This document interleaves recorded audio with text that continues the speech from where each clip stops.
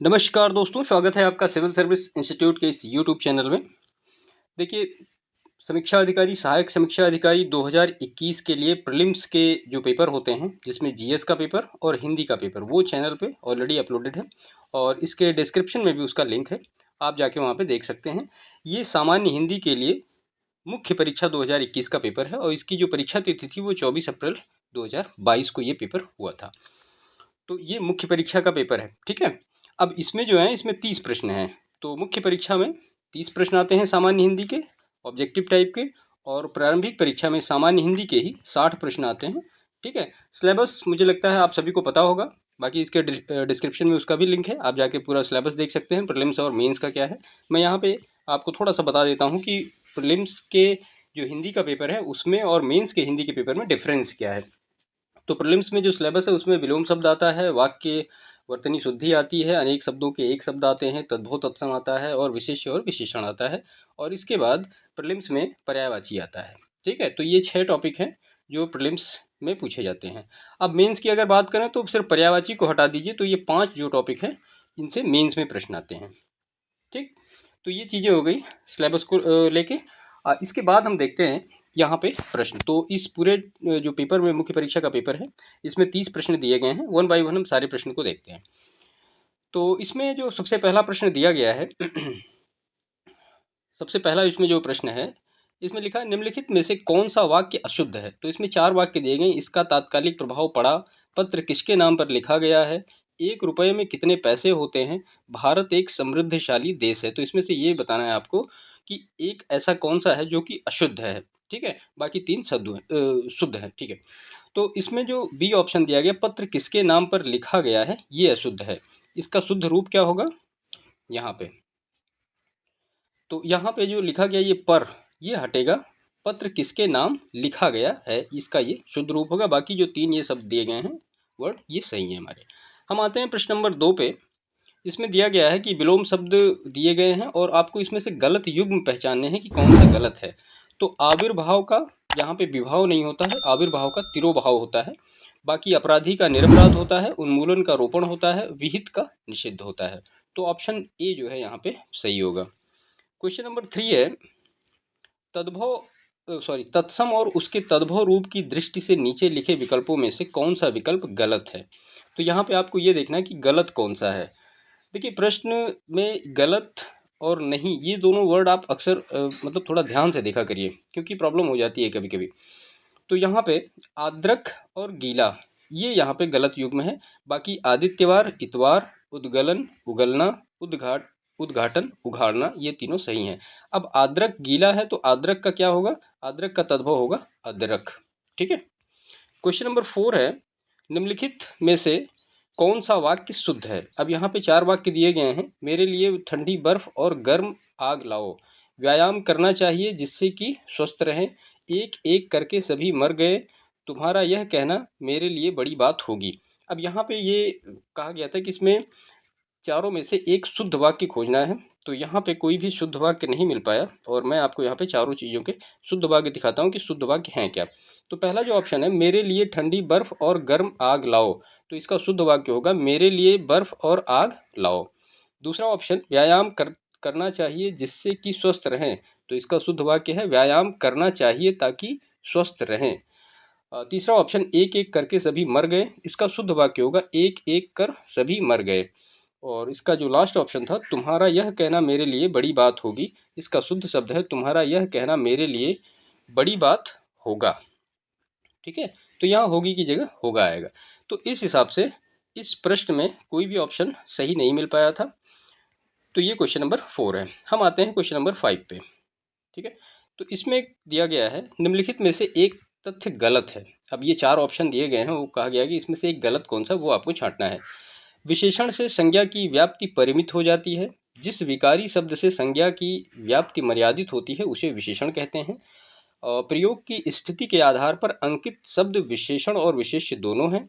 और इसका जो लास्ट ऑप्शन है, विशेषण शब्द सदैव विशेष्य के पहले प्रयुक्त होता है, विशेष्य के बाद कभी प्रयुक्त नहीं होता है। तो ये यहाँ पे गलत है। विशेषण विशेष्य के पहले भी प्रयुक्त होता है और बाद में भी प्रयुक्त होता है। इसका एक्सप्लेनेशन हम देखते हैं। वाक्य में विशेषण का प्रयोग दो प्रकार से होता है, कभी विशेषण विशेष्य से पहले प्रयुक्त होता है और कभी बाद में प्रयुक्त होता है। जब विशेषण विशेष्य से पहले प्रयुक्त हुआ हो तो उसे उद्देश्य विशेषण या विशेषण विशेष्य कहते हैं, और जब विशेषण विशेष्य के बाद प्रयुक्त हुआ हो तो उसे विधेय विशेषण कहते हैं। तो ये दोनों चीज़ें आप याद रखिएगा, विधेय विशेषण और विशेषण विशेष्य। ठीक है, तो यहाँ पे ऑप्शन डी जो होगा ये करेक्ट होगा, ये गलत दिया था। क्वेश्चन नंबर 6 हम लेते हैं, संख्यावाचक विशेषण चौगुना इनमें से है। तो इसमें से ये कहा गया कि संख्यावाचक जो विशेषण है वो चौगुना है, इसमें से क्या है? तो ये एक आवृत्तिवाचक विशेषण है। चौगुना आवृत्तिवाचक विशेषण है। इसमें क्रमवाचक विशेषण की बात करें तो पहला दूसरा तीसरा, गणनावाचक विशेषण 1 2 3, और समुदायवाचक विशेषण में दोनों तीनों और चारों आते हैं। प्रश्न नंबर 7 है, निम्नलिखित शब्दों में से कौन सा शब्द मूल रूप से विशेषण है? अब इसमें से ये पूछा गया कि विशेषण कौन सा है, इसमें से पतला है, अर्थ है, परिवार है, परलोक है। तो पतला शब्द क्या है? एक गुणवाचक विशेषण है, जबकि अन्य क्या है? ये विशेष हैं। देखिए विशेष क्या होते हैं? वो संज्ञा होती हैं। अब अर्थ का विशेषण क्या होगा? आर्थिक। परिवार का विशेषण क्या होगा? पारिवारिक। और परलोक का विशेषण क्या होगा? पारलौकिक। ठीक है, तो क्वेश्चन नंबर 8 है इसके बाद, इनमें से विशेषण शब्द नहीं है। तो अकूत, अकर्ण, अचार, अचंड, इसमें से विशेषण शब्द कौन सा नहीं है? तो अचार जो है ये विशेषण शब्द नहीं है, और इसका विशेषण क्या होगा? आचारी। प्रश्न नंबर 9 देखते हैं हम, अनेक शब्दों के लिए एक शब्द के नीचे लिखे विकल्पों में से कौन सा विकल्प गलत है? तो यहाँ पे आपको ये देखना है कि गलत कौन सा है।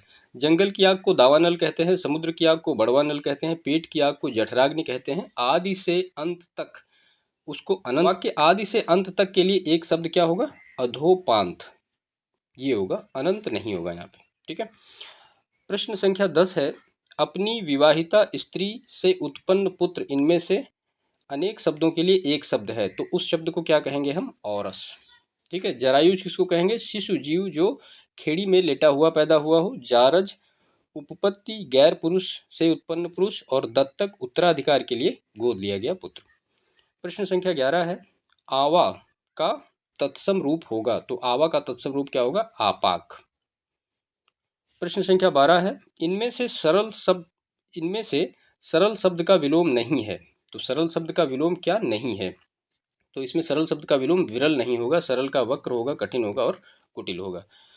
इसके बाद 13 नंबर प्रश्न है, जो ज्ञात इतिहास से पहले का हो उसके हो के लिए एक शब्द है, तो उसके लिए जो एक शब्द है उसको प्रागैतिहासिक कहा जाता है।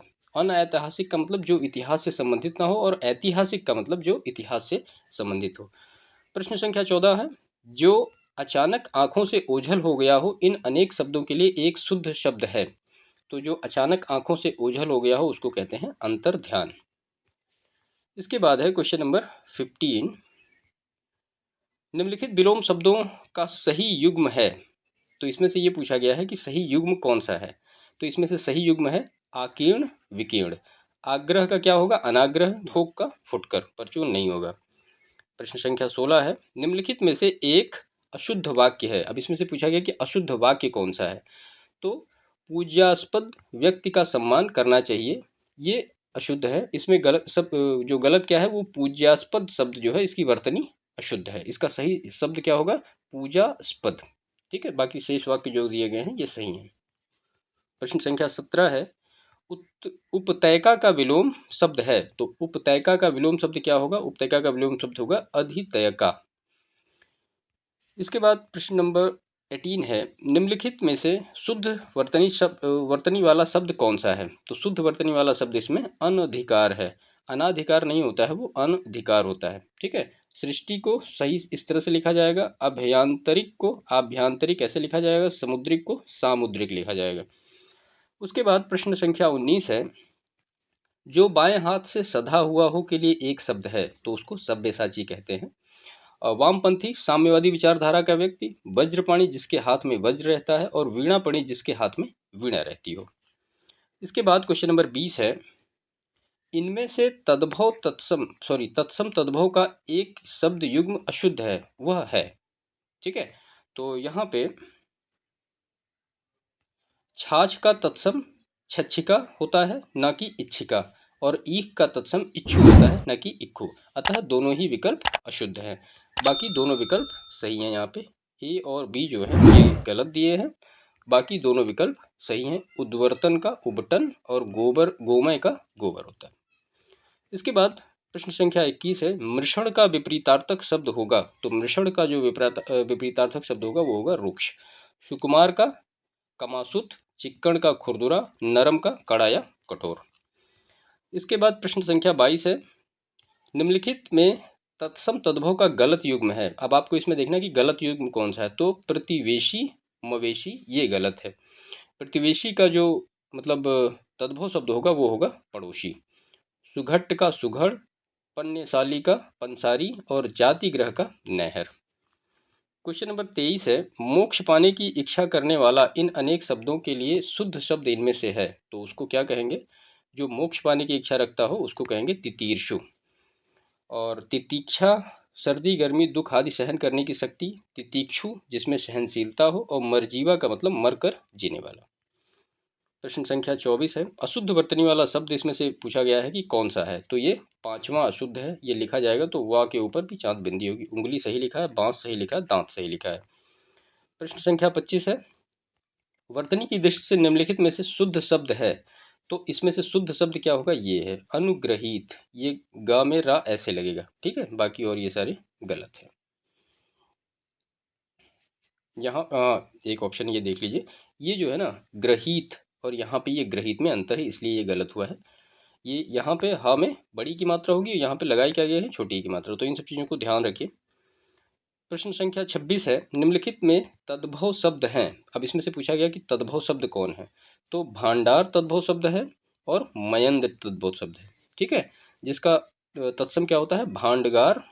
और मयंद का तद्भव शब्द होता है मृगेंद्र। कुक्कुर का तद्भव कुत्ता, कटुक का कड़ुआ। उसके बाद प्रश्न संख्या 27, इसमें दिया गया है, वह बहुत खाता है। इस वाक्य में प्रयुक्त बहुत शब्द इनमें से है। तो इसमें से ये परिमाण बोधक है। इसको हम एक्सप्लेन करते हैं थोड़ा सा। यहाँ पे अपूर्ण बोधक विशेषण क्या, अपूर्णांक बोधक विशेषण कैसे होते हैं? पौने, सवाई, डेढ़, ढाई। निश्चित संख्यावाचक विशेषण क्या क्या होते हैं? 1, 5, 7, दूसरा, तिगुना। और तुलनात्मक विशेषण क्या होते हैं? विशेषण की मूलावस्था में तर अथवा तम लगाकर उसकी उत्तरावस्था और उत्तमावस्था को तुलनात्मक दृष्टि से दिखाया जाता है, जैसे अधिक का अधिकतर और अधिकतम। इसके बाद प्रश्न संख्या 28 है, इनमें से तत्सम तद्भव का शुद्ध युग्म है।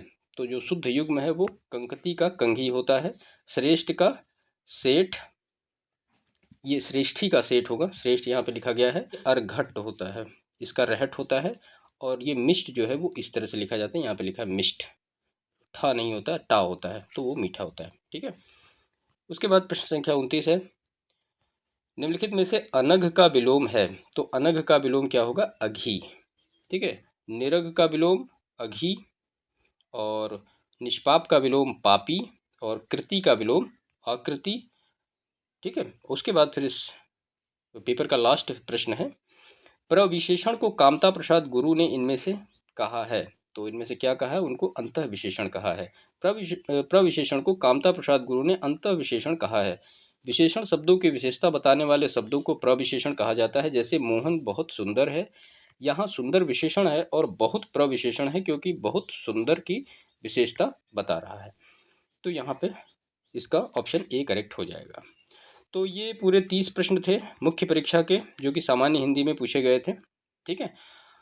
तो ये यहीं पे हम वीडियो को समाप्त करते हैं। बाकी इसका जो मुख्य परीक्षा का जीएस का पेपर है, जिसमें कि 120 प्रश्न है, वो भी जल्दी ही चैनल पे अपलोडेड होंगे। एक रिक्वेस्ट है आपसे, चैनल को जिन्होंने अभी तक सब्सक्राइब नहीं किया, प्लीज़ चैनल को सब्सक्राइब कर दीजिए, लाइक कर दीजिए और शेयर कर दीजिए। बाकी मिलते हैं आपसे नेक्स्ट वीडियो में, तब तक के लिए आपका बहुत बहुत धन्यवाद।